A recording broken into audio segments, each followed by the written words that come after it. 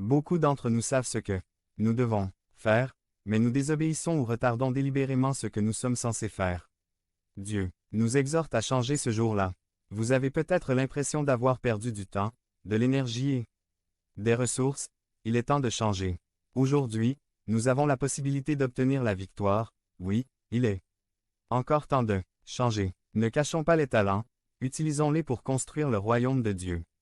Les talents appartiennent au Seigneur, mais la responsabilité de savoir comment les utiliser nous appartient. Soyons de bons administrateurs et intendants de son œuvre. Devenez membre de la chaîne et AIDEZNOUS à propager la parole de Dieu dans le monde entier. Samedi 16 mars 2024. Si vous croyez en la puissance de Dieu. Commentaire 11. Ravivez le feu dans votre cœur. Résumé. Le feu de l'autel sacrificiel devait être allumé en permanence, il ne devait pas faiblir, encore moins s'éteindre, il fallait qu'il soit continu et constant. 3 fois dans ses cours. Verset. Dieu dit, gardez le feu allumé, ne le laissez jamais s'éteindre. Par le major Gerardo Balmori. Ravivez le feu dans votre cœur. Lévitique 6, 8 à 13. Introduction. Une chose est évidente à travers ces versets. Le feu de l'autel devait être allumé en permanence, il ne devait pas faiblir, encore moins s'éteindre, il devait être continu et constant. 3 fois dans ces courts versets, Dieu dit, gardez le feu allumé, ne le laissez jamais sortir.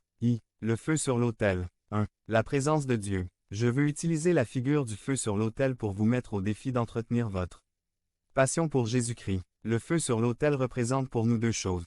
Tout d'abord, il représente la présence de Dieu. Souvent, dans la parole de Dieu, le feu représente sa présence. Par exemple, Dieu a parlé à Moïse à travers le buisson ardent. La nation d'Israël était guidée dans le désert par une nuée le jour et par une colonne de feu la nuit. Le sacrifice d'Élie sur le mont Carmel a été consumé par le feu tombé du ciel. Jean-Baptiste a dit qu'il y aurait quelqu'un derrière lui qui les baptiserait non pas avec de l'eau mais avec du feu.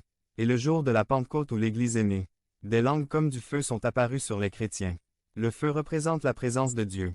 Hébreux 12, 28 à 29. C'est pourquoi, puisque nous recevons un royaume qui ne peut être ébranlé, soyons reconnaissants, et par lui, servons Dieu qui lui est agréable avec crainte et révérence. Car notre Dieu est un feu dévorant. Dans Mt. 24, 12, Jésus parle des derniers jours et dit, « Et parce que l'iniquité s'est multipliée, amour de beaucoup se refroidira. » Pouvons-nous relire ce verset? Et parce que la méchanceté s'est multipliée, l'amour de beaucoup se refroidira. Il est fort possible que ce matin je m'adresse à beaucoup de gens qui avaient autrefois le cœur enflammé par une passion pour Jésus-Christ, mais qui se sont maintenant refroidissent, et dont le feu pour le Christ est maintenant une braise mourante. Ils avaient faim de la parole de Dieu, ils avaient du zèle pour sa sainteté, ils étaient vainqueurs dans la prière, mais le feu sur elle. Autel de leur cœur s'est refroidi. Et Dieu vous dit ce matin, gardez le feu allumé, ne le laissez pas sortir. 2. Ataliser le feu du don de Dieu. Le deuxième point de mon message de ce matin est que nous devons attiser le feu du don de Dieu. Dans 2. Tim. Paul écrit à son jeune disciple et ami Timothée. Timothée était exactement comme beaucoup d'apostrophes. Entre vous, il avait été élevé dans un foyer chrétien. Il avait une mère et une grand-mère pieuses. Il avait été instruit par l'apôtre Paul et travaillait dans le ministère chrétien. Paul craignait, pour Timothée, son fils dans la foi, que le feu dans son cœur commence à décliner, que sa passion pour Jésus-Christ commence à s'éteindre. Au chap. 1, 6 de 2 Tim. Paul écrit, « C'est pourquoi je vous conseille d'attiser le feu du don de Dieu qui est en vous par l'imposition de mes mains. Devenez membre de la chaîne et AIDEZNOUS à propager la parole de Dieu dans le monde entier. Samedi 16 mars 2024. Si vous croyez en la puissance de Dieu, commentaire 11. Si la passion pour Jésus-Christ dans votre vie, le feu sur l'autel de votre cœur a commencé à se refroidir. Attisez le feu, souffle les braises sur l'autel de ton cœur. Ce matin, je souhaite partager avec vous 5 conseils pour garder vivante votre passion pour Jésus-Christ. 1. N'oubliez pas la grâce de Dieu. Le mot évangile signifie bonne nouvelle. L'une des raisons pour lesquelles nous ne parvenons pas à entretenir le feu dans notre cœur est que nous oublions notre condition antérieure. Dans Éphésiens 2, Paul écrit aux chrétiens d'Éphèse et leur donne une image de leur vie avant leur rencontre avec Christ.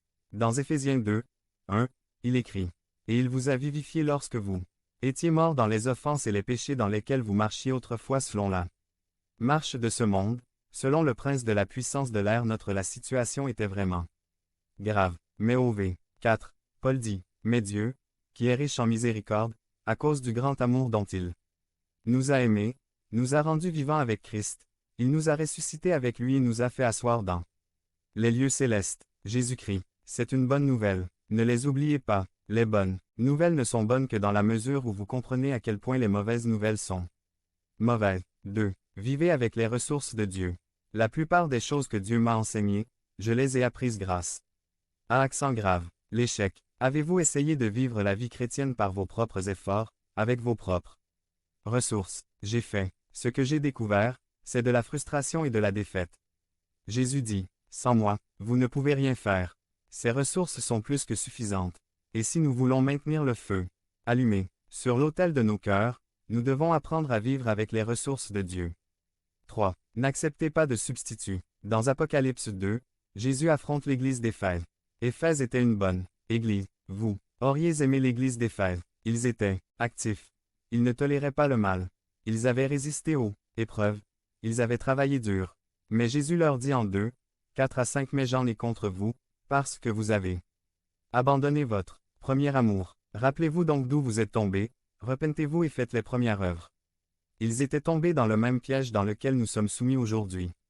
Ils avaient remplacé l'activisme par l'intimité. Ils élevaient les rituels au-dessus des relations personnelles.